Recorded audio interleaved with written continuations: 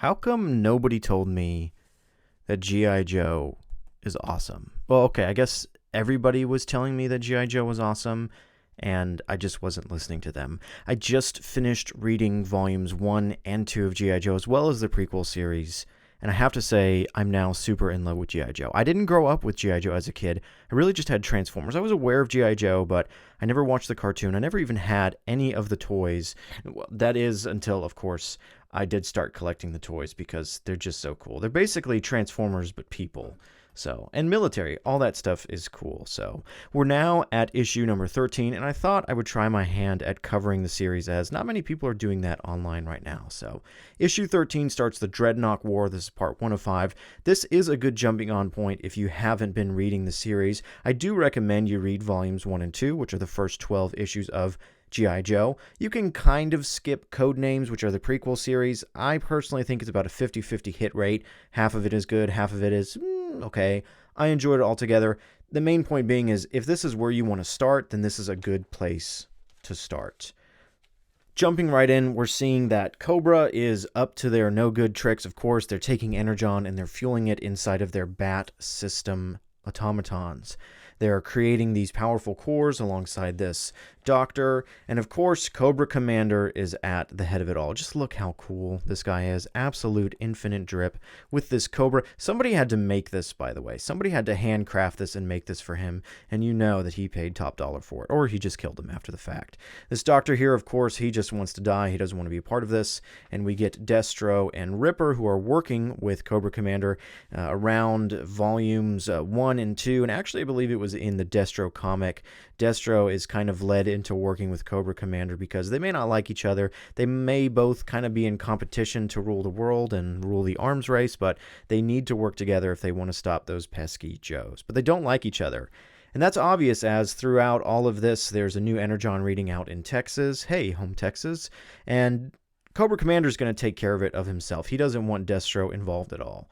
But Ripper happens to be from the Cobra Commander comics, if I recall correctly. Somebody can correct me in the comments below. And he's a member of the Dreadnoks. We even get this flashback over here where we see what happened to Cobra Commander with the Dreadnoks. He messed him up pretty bad. And Destro's saying, hey, Ripper, don't forget who you are. Maybe it'd be a shame if while our commander was out in the desert, we lost communication and the Dreadnoks showed up. That'd be pretty upsetting. This is a great way also to get caught up on what's been going on with Volume 1 and 2. We get these images from Volume 2 with Baroness and Major Blood fighting. We also get Clutch and Hound. I really love both of these stories from Volume 2. I didn't think I would, and they're just so entertaining. And so this is a great spread to really kind of help you catch up on what's been going on in the series.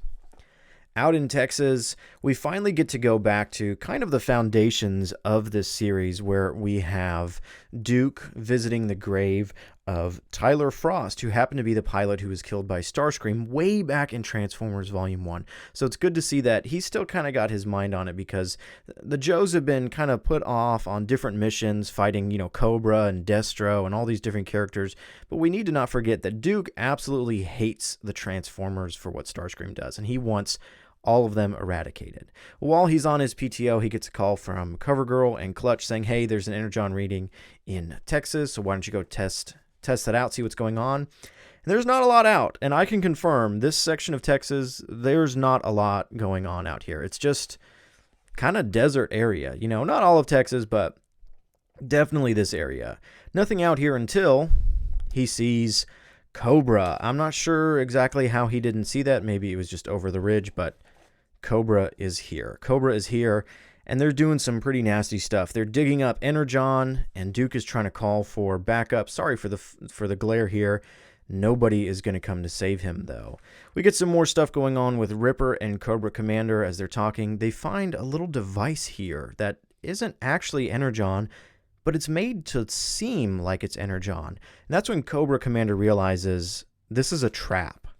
Turns the page, and all of his Cobra forces, as well as his tank, are blown to smithereens. It's just Cobra Commander on his own now, and he's starting to stand up, and he realizes nobody's coming to save him. He's got to do it himself, and he even says it. He says, fine, I'll do it myself. And there's just this fantastic image of him here. I absolutely love it when Tom Reilly, the artist, does the reflections in his mask with his robotic hand here. He's ready to fight. He's ready to blast some energon. But before he can, Ripper comes in, and Ripper, you know, he remembers what happened back in the day. He is not going to forsake his Dreadnok brethren. And again, we get yet another amazing, let's see if I can get it here in view, amazing page here with Cobra Commander and the reflection of Ripper in his visor. Just awesome, you know. Ripper right here says, "Revenge is a real something, Commander." I wonder what he's saying. I absolutely love how they use the cobra symbols to block out the cursing. There's a little cobra guy behind him who thinks he's going to save the day, but he ain't going to save the day, man. He's totally gone, you know, absolutely gone. They have a little bit more of a conversation here, and Ripper's like, "Dude, nobody's coming to save you. You are on your own, Commander. This is the end." Before Duke runs in and saves Cobra Commander. This is kind of the whole point of the story, that Duke and Cobra Commander are going to be stuck together. I mean, even Cobra Commander is surprised. He's like, what is this guy doing? This guy's crazy. There's this amazing battle scene here drawn back and forth. All of the action scenes are done in this orange and red kind of overcast color. Well, once again, you get to see the reflections in Cobra Commander's helmet as he's kind of getting up and speaking to himself and trying to escape as the fight's going on. And before he can get out, Duke's going to level the playing field. He's going to handcuff them together. Horrible placement of the handcuffs, Duke. You should have done this hand to that hand, but again, I understand, Duke. You're the man. They're stuck together.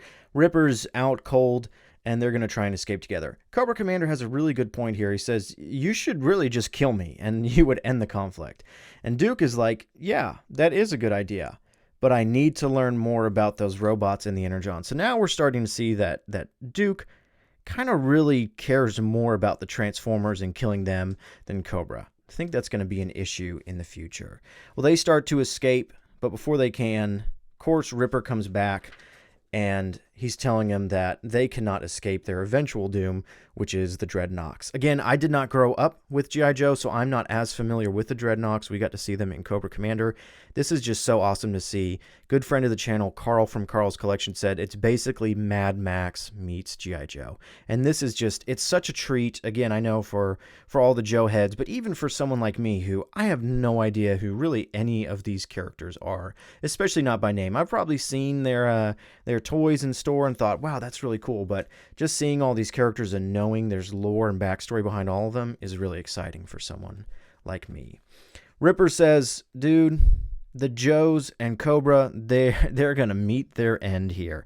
Of course, he's going to get hit in the face as Duke leaves. This guy can really take quite a few hits. And I also wanted to say this. Volume 1 and 2, as well as this continuation of G.I. Joe, is actually quite violent. I know a lot of people say that Transformers is kind of dark and gritty and edgy and violent, but the G.I. Joe comics are quite violent too. The Dreadnoks show up. They're going to meet up with Ripper. And of course, we get to see Buzzer. We got to see him at the end of, I believe it was the Energon Universe Special 2025. He's got a chainsaw for a hand. This is super sweet. I believe he was actually also in Cobra Commander, if I recall correctly. I think he was kind of the main Dreadnok that Cobra Commander went up against. Having a chainsaw for a hand, super awesome. It's probably hard to do some things, but I'm all for it. We're getting, again, all the reveals of these other Dreadnok characters who, again, I don't know, but I'm sure everybody's super happy to get them. They are spelling out doom for Duke and Cobra. And, of course, there is the mention of grape soda. Somebody in the comments, please explain to me why the Dreadnoks love grape soda. I haven't had grape soda in forever. Maybe I should have one. Maybe they'd let me in.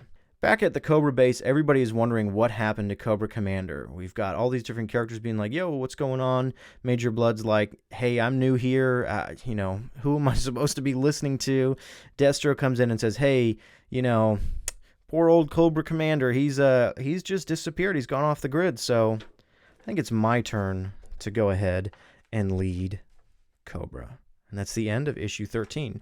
Super excited for this new story arc. Absolutely love this front cover art here. Joshua Williamson on the story, as well as Tom Reilly on the art. They're just doing an amazing job with this. Again, I really, really implore you, if you've been reading the Energon Universe Transformers or even Void Rivals, I know G.I. Joe, a lot of people are looking at it and going, G.I. Joe is just not for me. I don't like military propaganda. This is not military propaganda at all. This is just a bunch of cool guys and gals with different gadgets. It's Transformers, but humans. That's really what it is.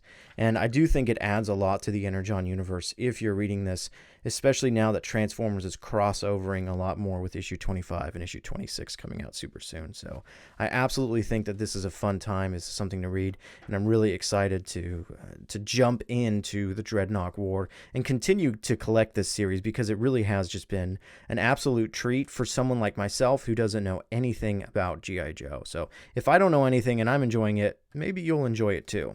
Also, as a quick side note, this is really different from the content that I normally make. Normally, all you're seeing is the HD scans of it while I very slowly and quietly talk through the comic. But I wanted to try something different with this format. So if you enjoy this and you want me to keep doing it within this style, then please let me know. But if you'd like me to kind of return to my more standardized roots where you're just looking at the comic itself on the screen and things are a bit more scripted, let me know if that's what you want. I'm trying out some different things. Thanks. Bye.